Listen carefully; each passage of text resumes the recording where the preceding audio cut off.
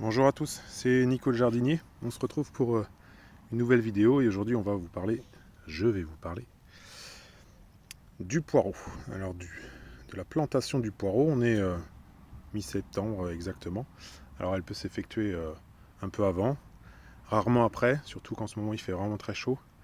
Donc il ne faudrait pas louper la plantation pour cette fin de septembre.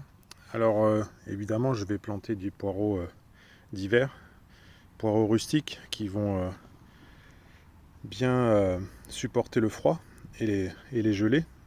Les poireaux qui seront à récolter à partir de fin janvier, début février, et puis jusqu'à l'apparition du printemps, du prochain printemps.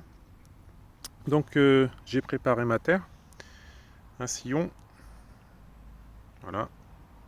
Essayez d'ameublir, de bien retirer les cailloux, ce qui pourrait empêcher le poireau de s'élargir, puisque c'est ce que l'on va chercher. Donc un sillon, puisque le but va être d'avoir le maximum de blanc, donc on va essayer de planter assez profondément le poireau. Avant de planter, on va passer à la partie habillage, ce qu'on appelle l'habillage du poireau, c'est-à-dire que vous partez d'un poireau.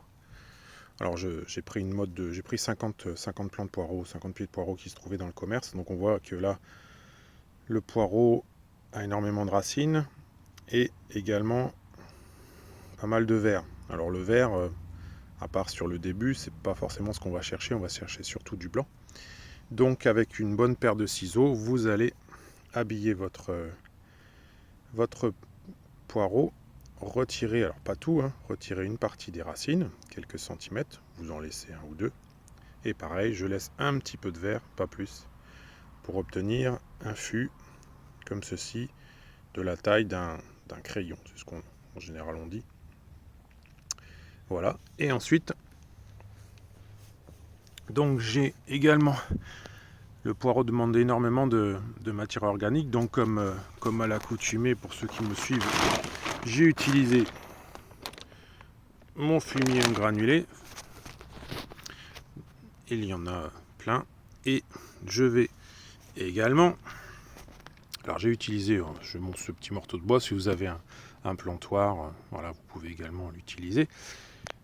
J'ai refait un trou et je vais positionner, voilà, mon poireau à l'intérieur. Vous allez reproduire cette étape sur tout votre sillon. En général, on estime que d'espacer de 10 à 15 cm, c'est le minimum pour que les poireaux se développent correctement, qu'ils prennent une taille assez importante. Et ce qu'il faudra faire, donc là je vous montrerai, je vais couper et reprendre.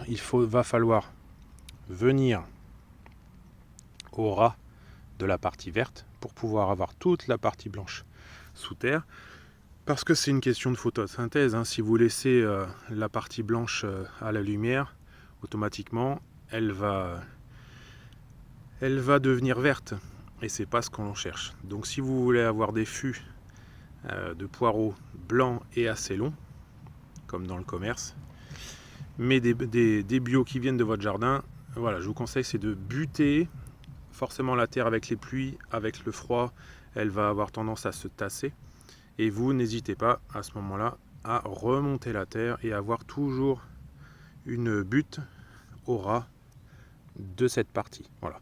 Vous laissez. Après, les feuilles vont repousser, elles vont forcément avoir des feuilles plus importantes.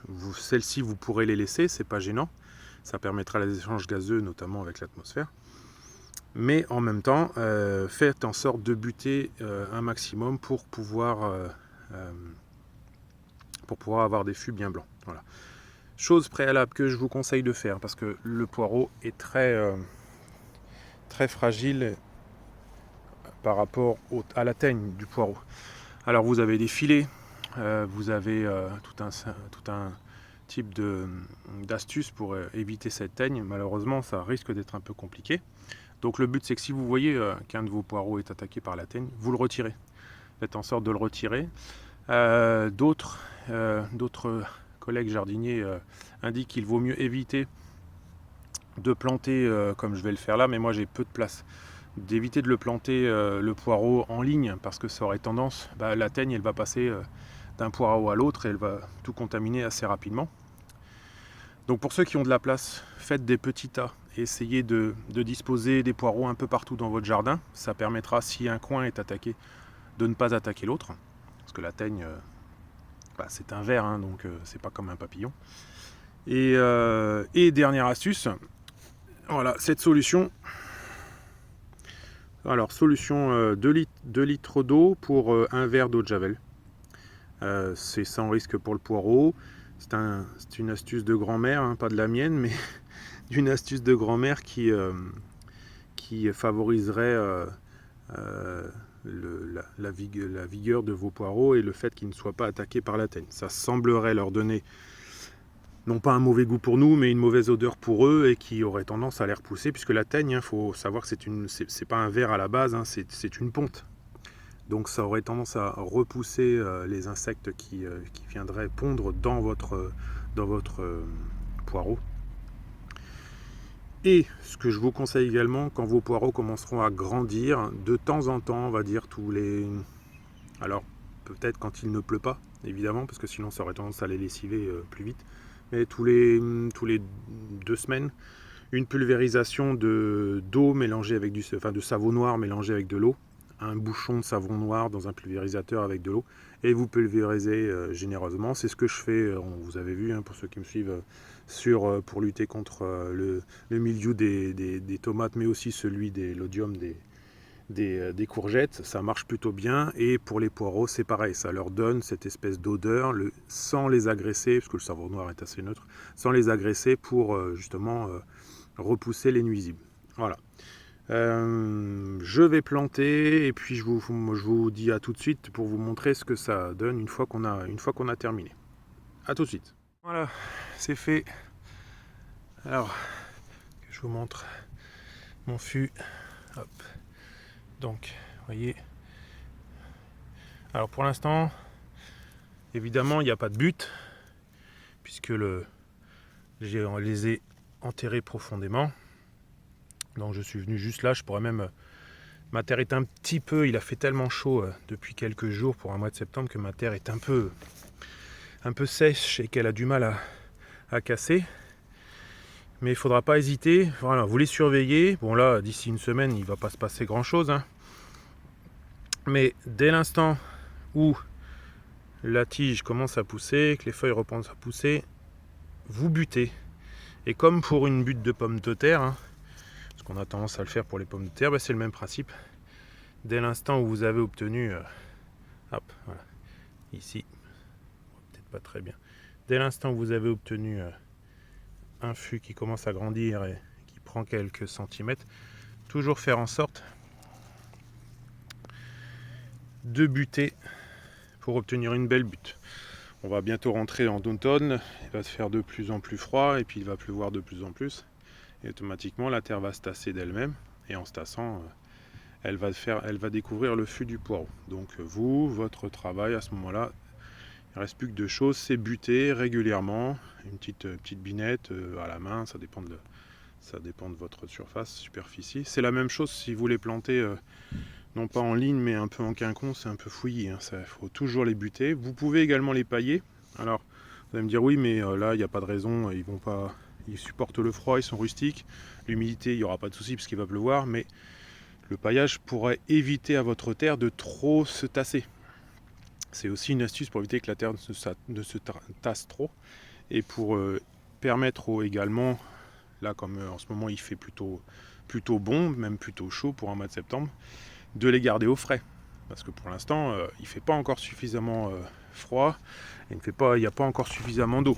Donc là, vous voyez là par exemple, ce que j'ai oublié de dire, c'est que je vais les arroser abondamment. En général, pour des poireaux d'hiver, on n'est pas obligé de le faire parce que il pleut ou ils ont prévu de la pluie. C'est pas la peine de les détremper, mais là, c'est pas le cas. Il fait encore chaud, la terre est sèche, donc il va falloir que j'arrose abondamment. Abondamment, il faut vraiment y aller comme il faut. Et du coup, après votre arrosage, vous allez voir que la terre va peut-être se tasser un peu. Hop, vous butez et vous faites en sorte que votre fût n'apparaisse pas. Voilà, que le blanc reste bien sous terre. Voilà. Bah écoutez, je vous dis à bientôt. On est sur une fin de saison. Je vous ferai peut-être une petite vidéo pour faire un peu le bilan de cette saison qui a effectivement mieux marché que les années précédentes. Beaucoup plus de récoltes malgré la chaleur. Essentiellement dû à ma serre et puis à la fertilisation de mon sol. Voilà, pour ceux qui veulent aller voir, n'hésitez pas, il y a toutes les vidéos. Et je vous en mets 2 à la fin. Et n'hésitez pas également à faire suivre et à vous abonner. Ciao et bon jardinage!